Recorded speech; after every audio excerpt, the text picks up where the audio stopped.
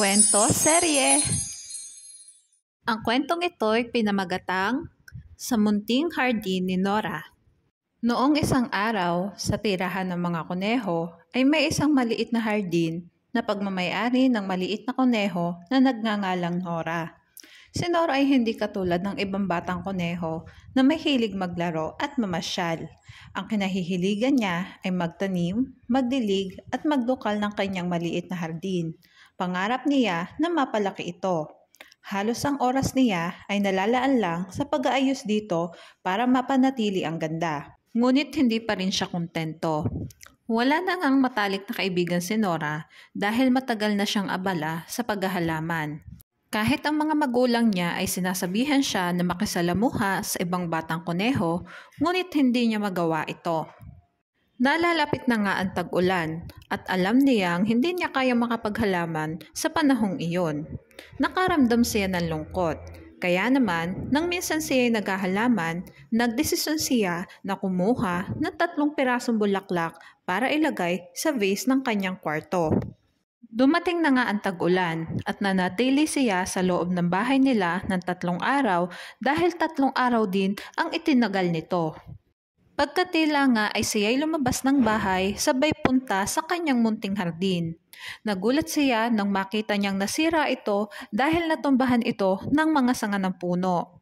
Alam niyang hindi niya kaya itong linising mag-isa, kaya naman tumakbo siya upang humingi ng tulong sa kanyang mga magulang.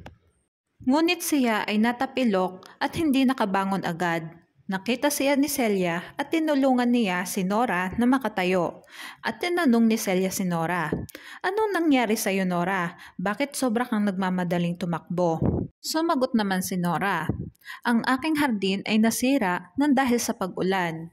Natumbahan ito ng mga sanga ng puno. Kaya naman, nagpa siya akong umuwi para humingi ng tulong sa aking ama at ina." "Sige, umuwi ka muna. Ngunit hihingi din ako ng tulong kay Boyet at Lottie para maalis ang mga sanga ng puno at maayos natin ang iyong hardin." Umuwi muna si Nora at binanggit sa kanyang magulang ang nangyari. Sinamahan siya ng magulang niya para ayusin ang hardin. At pagkadating nila doon ay tinulungan pa sila ni Celia, Boyet, Lottie at ng mga iba pang batang kuneho para maalis ang mga sanga ng puno.